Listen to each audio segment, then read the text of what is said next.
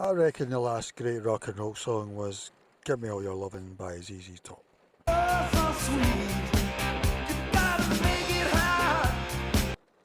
thought I was going to give me the chorus there, but yeah, and it's one of the worst videos, funnily enough, ironically. So that was 1983, I'm saying, was the end of rock and roll, really, in the spirit of when it started in 54, say, by Elvis's first big hit, which I can't remember at the moment. Um, no, it wasn't Jailhouse Rock, or whatever it was. Yeah, I don't really know what I mean by that. I mean, sort of four on the floor, three bar chords, three chords, uh, four bars. Oh, no, what am I saying?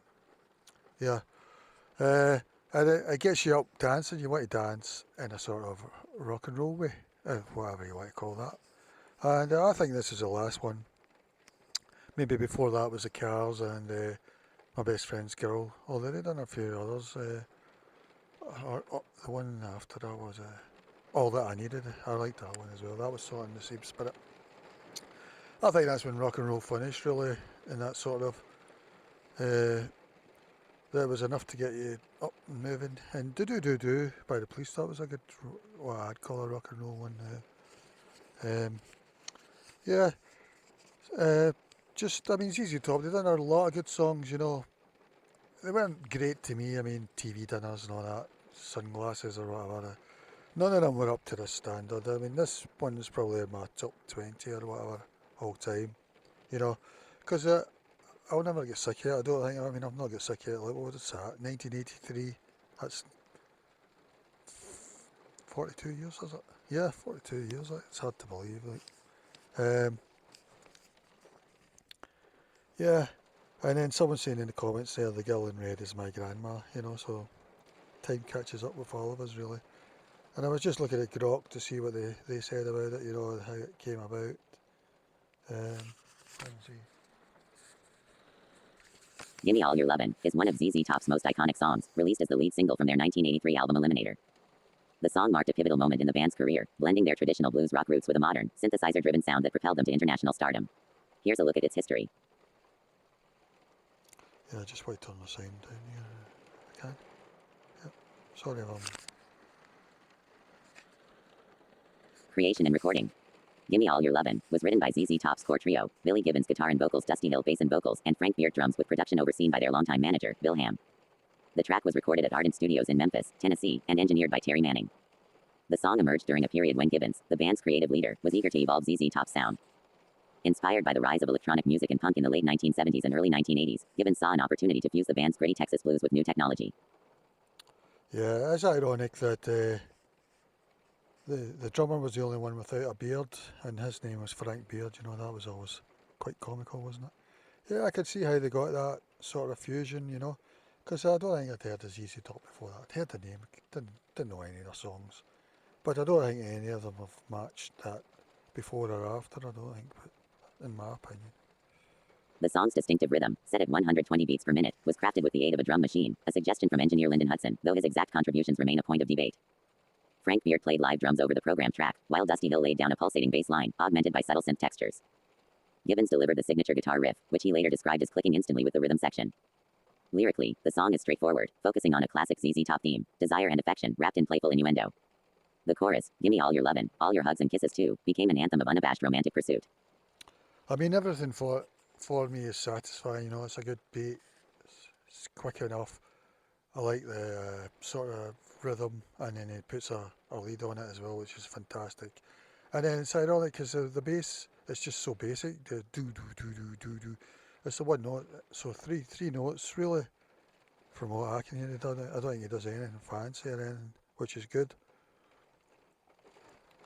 Yeah, and it's just when you get that right, it's hypnotic, and it just drives you more and more. It's like trance-like, whereas if you get it wrong, it's really annoying.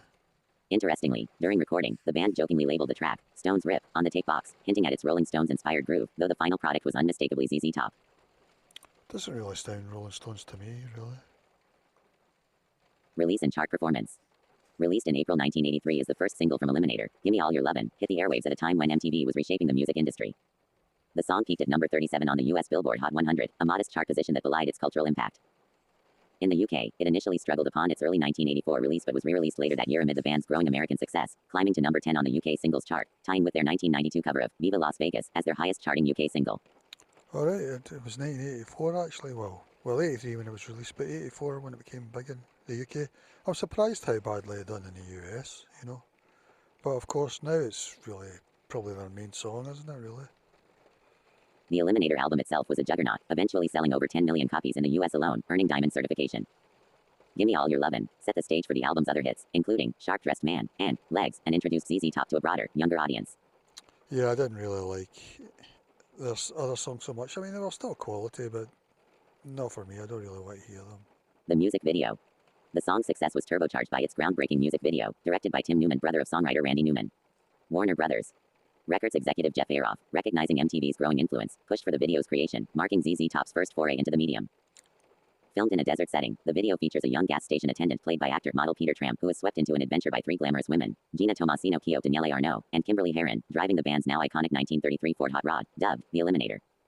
The band members appear as mysterious, almost mythological figures, tossing the attendant the keys to the car, complete with the famous ZZ keychain before vanishing. I thought the video was terrible, you know. I think it's one of the worst ones that I know of, really. The video's blend of sleek cars, beautiful women, and the bearded, sunglass-wearing trio became a defining image for ZZTop. Gibbons later noted that the car, which he'd spent around $250,000 restoring, paid itself off as a business expense through its starring role. The video's heavy rotation on MTV cemented the song's status and made Gimme All Your Lovin' inseparable from its visual counterpart. It also kicked off a loose trilogy, continued in the videos for Sharp Dressed Man and Legs, featuring the same car and ZZ Girls. I didn't think the ZZ Girls were very good either, but yeah, the car was nice. But they should have just had the band playing in the desert, I think. Cultural impact and legacy. Gimme All Your Lovin' was a sonic departure for ZZTop, being their first single to prominently feature synthesizers. This shift mirrored moves by contemporaries like Van Halen, who embraced synths on their 1984 album. While some purists grumbled, most fans embraced the evolution, drawn in by Gibbons' unmistakable guitar work and the song's infectious energy. I didn't know there was any synth on it. I can't even hear it. I need to listen a bit closer. To me, it just sounds like bass, rhythm, and drums with an overdub for his lead guitar or whatever. That's all I can hear, really. The track's influence extended beyond rock. Its mechanical precision and 120 BPM tempo earned admiration from electronic music circles, with some likening it to Kraftwerk's programmed perfection. Covers followed, including a 1993 version by Finnish band Leningrad Cowboys with the Red Army Choir, a 1994 dance rendition by Kim Mazel and Jocelyn Brown, and a 2002 country take by Lone Star. The song also appeared in media like the 2006 animated film Happy Feet, underscoring its enduring appeal. Let's see, yeah. For ZZTop, Gimme All Your Lovin' marked the beginning of an imperial period in the 1980s, where they dominated MTV and became pop culture fixtures. It transformed them from a respected blues rock act into global superstars, all while retaining their quirky, bearded charm. Today, it remains a staple of classic rock radio and a testament to the band's ability to adapt and thrive. Yeah, for me, it's one of the rock greats, you know. But like I said, there are other ones still quality, but not as good to me. Like a boomerang, I need a repeat. Give me all your loving, all your hugs and kisses too. Give me all your loving, don't let up until we. And of course, the lyrics are a bit naughty as well. But at the time, I wasn't really thinking about the lyrics really. So it's just when I'm noticing them now, they're pretty raunchy, really.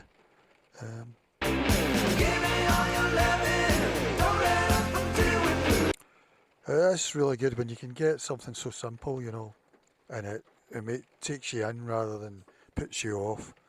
You know, because when you think of nursery rhymes and that, they do my head in. But Christmas carols, usually every single one of them's really great, you know, year after year. And it's a great lead there, I presume, by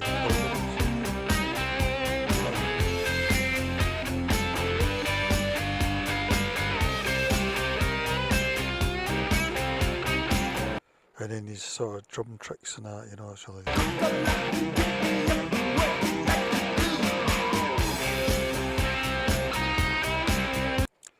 Yeah, it's a real master.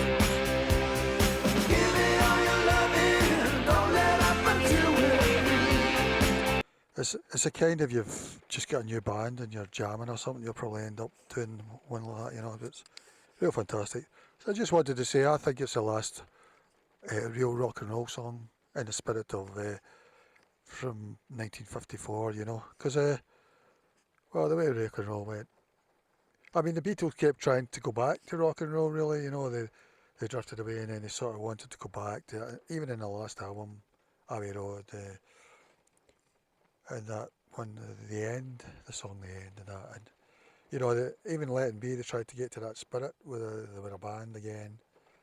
Um, yeah, so yeah, for me, this was the end. I suppose it's pretty hard to do because nobody's done it for me for like 42 years. So you know, even these new bands, they're not quite that rock and roll thing where you want to dance to it or whatever, you know. So yeah, that's my point. Goodbye.